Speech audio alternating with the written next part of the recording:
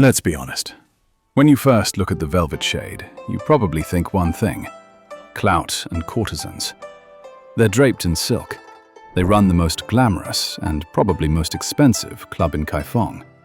And yes, everyone in the entire organization looks like they walked straight out of a painting.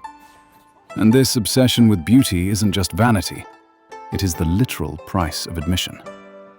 Membership is by exclusive invitation only. To even receive a flower invitation, you must first prove you possess enough wind elegance, a stat determined entirely by your wardrobe. That means this is the only faction where your fashion is just as important as your fighting style. If you aren't draped in enough silk and gold to be considered one of the apex hotties of Kaifeng, don't even bother knocking. But make no mistake, the silk isn't just for show, it's camouflage. Because the Velvet Shade isn't just a social club or a sect or even aspiring. It's a weapon. And they know that the deadliest blade is the one hidden in the most beautiful sheath. For years, everyone's been confused. Are they double agents? Are they helping the Northern Song or the fallen Southern Tang? The answer is both, and neither. Their real loyalty requires them to survive at all costs, necessitating deep cover and leverage over both sides. This sect was born from the tragedy of the Yan'an 16 prefectures, one of the most turbulent times in Chinese history. Every performance, every rumor, and every beautiful face is an act of resistance, a commitment to those faceless ones who sacrificed everything to reclaim their home. We dug through the deepest, dirtiest secrets of their lore, and the truth is simple. Velvet Shade is the ultimate power fantasy for anyone who thinks a well-timed rumor is more lethal than 1,000 swords. So, if you prefer the art of psychological warfare over brute strength, this is for you. Here are the top 5 reasons why you should join the most gorgeous, dangerous, and emotionally devastating faction in the whole game. Okay, let's cut the poetry and get right to the reason your friend actually told you to join. Velvet Shade is the only sect in the game that officially supports polygamy. While every other stuffy traditional sect makes you choose one marital partner, Velvet Shade looks you in the eye and asks, why stop at one when you can have them all? But this isn't just a meme mechanic. It's a central part of their identity. Their entire philosophy is built on the idea that social, romantic, and political bonds are meant to be collected. The official rule set literally has a section called Drunk on Flowers, which asks the question, how can one only steal a single heart when drunk on 1,000 flowers? The goal is to reveal charm to the world and trade affection for hearts. They even have strict rules against casually ghosting people, because here, a breakup isn't just personal, it's bad for business. So, if you look at a Wuxia hero and think, I don't want to be the lonely swordsman, I want to be the charismatic libertine, the one who holds a fan in one hand, a glass of wine in the other, and the hearts of the entire server in their pocket, then this is your home. Other sects may offer powerful skills. Velvet Shade offers a decadent lifestyle. When you think of a Wuxia sect founder, you usually picture a lone sword saint meditating in a cave or a retired general.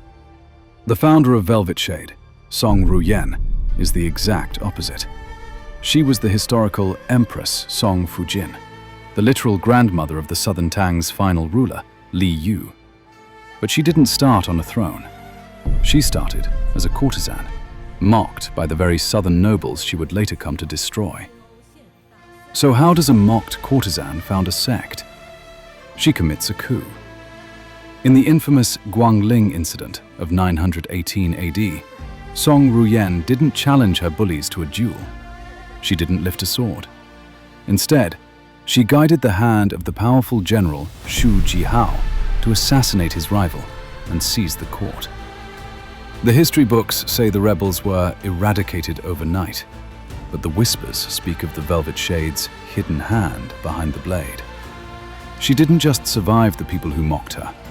She founded a dynasty on their graves. This establishes the sect's true, dark philosophy.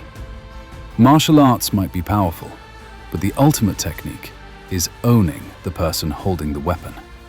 She proves that in a world of swords, the most dangerous position isn't the general. It's the person the general is in love with.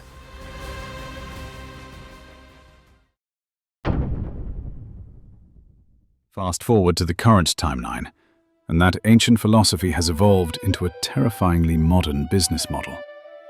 New players often mistake Velvet Shade for simple double agents. The reality is much smarter.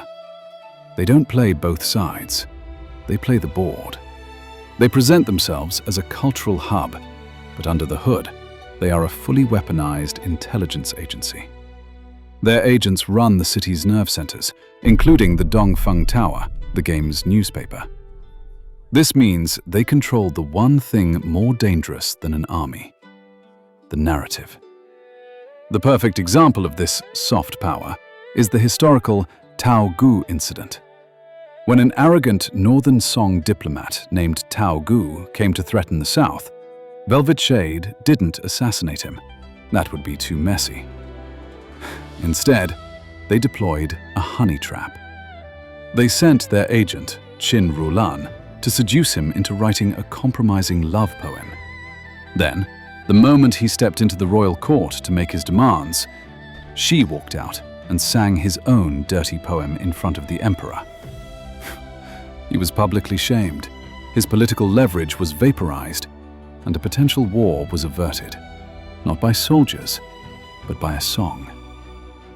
This is the Velvet Shade playbook.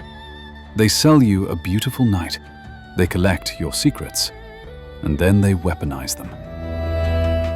When the dust settles, the kings will be dead, but the Velvet Shade will still be there, holding the receipts. If you join a militaristic sect like the Raging Tides, combat is disciplined. It's gritty. It smells like the abandoned western frontier. In Velvet Shade, you perform aggressive choreography. Your exclusive weapon is the Vernal Umbrella. Yes, a parasol. Because nothing says, "I am better than you," quite like blocking a soldier's spear with silk and bamboo. The entire moveset is designed to be as disrespectful as possible. When things get too heated, you simply use Apricot Heaven to open your umbrella and ascend into the sky, raining down damage while literally looking down on the peasants trying to reach you. It is the ultimate "I am removing myself from this conversation" move.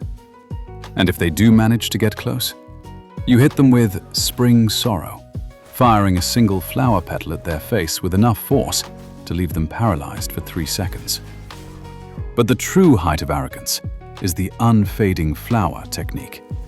You toss your umbrella into the air, and it floats around, shooting people on its own like a violently fashionable drone, freeing up your hands to draw a hidden sword and finish the job. Why sweat like a frontline infantryman when your accessories can do half the killing for you?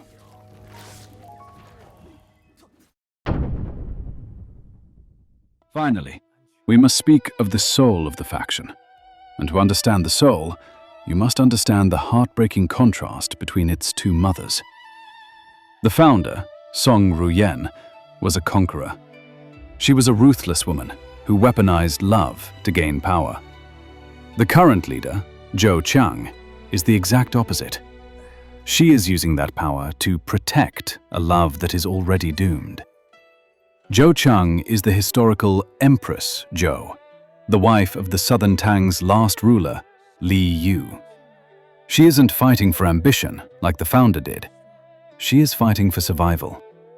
She established this spiderweb of spies right in the heart of the enemy capital for one single purpose: to shield her husband from the inevitable collapse of their dynasty. This creates a tragedy that defines the entire sect. The founder proved that a smile can kill a king. The current leader proves that even a king cannot save the music. Their defiance isn't written in blood, but in song. The famous neon feather dress wasn't just a performance.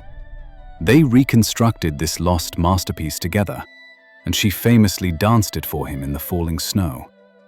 It was a declaration, a way to say that even if their kingdom dies, their art will survive. History even whispers that during the Chen Chao Mutiny, the very event that birthed the rival Northern Song, the Velvet Shade actually helped the enemy emperor take the throne. Why? Because she learned the founder's lesson well. To keep her husband alive, she has to play a game longer than any dynasty. So, if you want to rule the world, join another sect.